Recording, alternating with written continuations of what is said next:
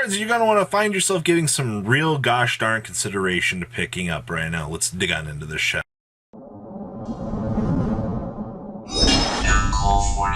Don't be like one of the 37.6% of you that have not smashed the 11 crap out of that subscribe button. Smash the 11 crap out of it so we can get to 100K. Alright, so I'm going to... This is my list of cards that are not slated as I'm making this video in reprint windows. These are things that you might want to consider picking up, whether it be for the meta or for the short time implications here. Number one on our list here is Quagga Hercules. This pains me so much to say this, because if you want to play the Ready Fusion build of insects right now, you have zero possible clue where they can be dropping Quagga Hercules. I'm hoping in Grand Creators or in Gold Series later this year that we get an upgrade version of this card. The reason I'm putting it on this list right now is if you're planning on playing insects right now over the next 2 months, all right, for the Ready Fusion build, this is something you have to have for that particular build. You can play without it. The other build, in my opinion, feels a little bit lackluster without it, but being able to just beam out an Insector Extender feels very good. The problem here is, though, this card has had 2 printings, and they're both locked behind tournament packs, which is ridiculous. The only trade-off here is it's only $100. That's not good. All right, ladies and gentlemen, I assure you, all right, it's like Scrap Chimera all over again. We have not seen a reprint of Scrap Chimera yet, for whatever reason, and it's still maintaining that $50+ price tag right now, which has discouraged players from even wanting to mess around with it. The players that already had them were like, okay. But at the end of the day, you're sitting here and you're looking at this and you're like, what do?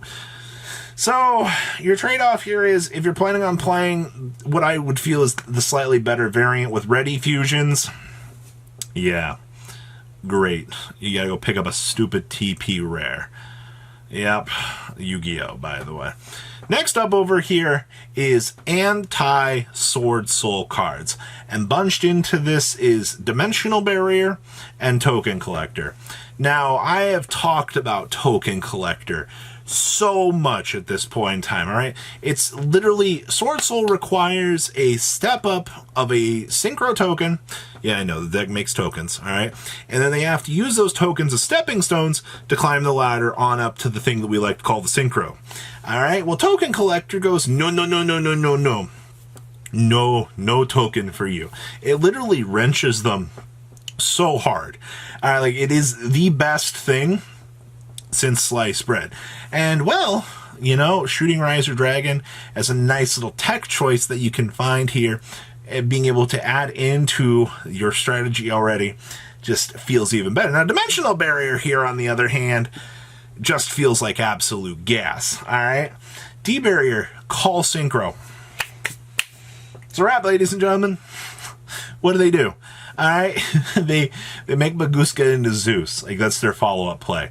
All right, D-Barrier, I can already tell, is gaining a lot of popularity on our side of the game, and we don't even have Sword Soul yet. There's just a lot of people talking about this card right now, and trust me, if you're somebody that's like, oh, I want original copies of this, that's what you're going to want to focus on, all right? It's like the OG first edition copies here, because at this point in time, they're semi-affordable here, all right? But you want to get ahead of that curve, very, very much so, all right? So don't be caught with your pants down.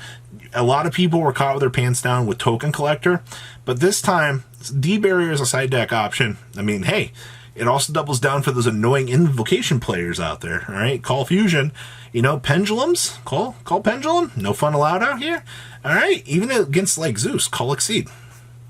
Easy stuff. Next up is Format Staples, and by this, we got to talk about Access Code Talker and Droplet. Droplet does not have a reprint for the next 3 months. Now, with the announcement and return of regionals here, we've already started to see the market look at Droplet and go, ooh, piece of candy. Players, you're kind of getting that old regional vibe again. Players are going out, they're picking up cards right now to be able to play for this block. And unfortunately, with no reprint for 3 months in sight, they're already disappearing off of the market, and in very bad fashion. Access Code Talker has also been a nice little trade-off here. We have zero clue when we're getting a reprint for Access Code Talker. And at this point, so many people sold off their Access Code Talkers because they were looking at this in the tins, and people were genuinely excited to see the reprint because they cashed in on the equity that they had. Well, as all true risk versus rewards end up coming to fruition in this stupid card game here, you ended up seeing a lot of people losing their ass with this. And unfortunately, there's not a lot that you can do about that. It's risk versus reward. It just so happens that this was the loss this time for this set. So if you're planning on playing over the next couple of months, whether it be for remote duels or for the regional season for remote duels as well, these are two cards that I definitely think that you're going to want to have. I understand that you can play with Access Code Talker and you can play without Droplet, i.e., you know, you can sub out Access Code Talker for Boral Sword temporarily and get away with it. But for maximized results, these are going to be things that you want. Just understand that the reprint timer is literally edging closer to you. Every step, every day that goes by, you can lose your ass on this. So this is the highest risk ever. All right, so if you're planning on playing, you know, get them sooner than later. Next up is Verti Anaconda / Fusion Destiny targets. So that's also going to, well, okay, so we'll talk about Verti here. So Verti, stepping on up to the bat here is the Destroy Phoenix Enforcer package, which is lovely, right? So it's like, what, triple Fusion Destiny, it's the one Dasher and the one Celestial, all wrapped up into Verti Anaconda going, Verti just poops it out on the field. Now, a lot of people are looking at this like, what's the point of playing Destroy Phoenix Enforcer? All right, Robbie, why do I care about this? Dragoon exists. Dragoon's obviously better. Sword Soul is not going to play Dragoon. All right? The thing is, Sword Soul can go combo monster, so they make the big level 8 synchro, and then they make Baroness to 4. At the end of that combo, they can go Fusion Destiny. You can't do that with standard meta, unfortunately, which really sucks, by the way, because if I could go, you know, level 8 synchro Baroness and activate Red Eyes Fusion, that'd be great.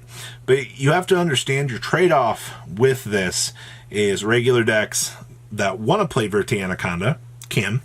Alright, it just so happens that the Fusion Destiny package here just kind of goes right on into Sword Soul. Really, it's like they're made for each other. Now, if you're planning on playing Verti Anaconda deck with Dragoon, go for it right now. Verti is also in that massive window of very high risk versus little reward right now. But as I said, we're heading on into that regional season here.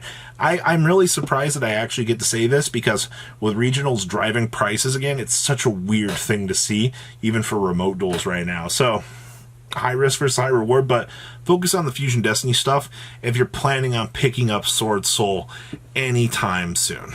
Alright, so all things to consider there. And the last thing I want to mention here is Crossout Designator and Crossout Designator targets. Within the target window, Nibiru, Droll and Lockbird, Ash Blossom and Joyous Spring, Effect Failure, Ghost Bell. All things that can hinder your strategy that you think your opponent will be playing. And this even goes down to like Artifact Lancia. Unironically enough, I've seen in the OCG Sword Soul builds that were focused, or just playing the one copy of Lancia. Why?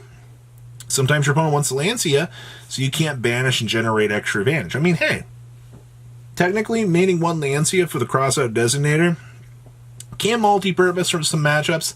I do think we're a good month and a half, 2 months away from that tech even becoming a relevant thing here, but when you look at Crossout Designator, just look at cards that would genuinely hurt your strategy that your opponent could play, that you can focus on playing as one-ofs for your deck. Because I think at the end of the day, that's where the most value is going to come, is focus on what you think will be the best for you for Crossout Designator. And that does encompass all of the cool hand traps. You know, even going down to maining one Nibiru, you know, playing Praying Kids, and you're like, I don't want to lose this, I don't want to lose this, I don't want to lose this. That's what you're basically focusing for with this one. Besides, you know, like, do I want to pick up Crossout Designators for the $100+ price tag? That's on you, but denoting here for the Crossout Designator targets themselves. So guys, What do you think about this list of cards? Is there anything in particular here that you're really planning on picking up? Please, if you comment about too much you guys think, smash the love and subscribe, and so you guys don't miss more awesome content. And I'll see your beautiful faces back here later on the day with some more cool awesome content. Peace, guys. Have a good one. Thank you, patrons, for making the ride never truly end. Without you guys' support, well, I would probably be doing Truffle Shuffle videos for a living. Guys, please check out Vanquill40 for all of your Cardfight Vanguard content brought to you by Vanquill40. And if you are looking to pick up singles, check out mquillgames.com for your trading card game needs. Thanks for watching, everybody.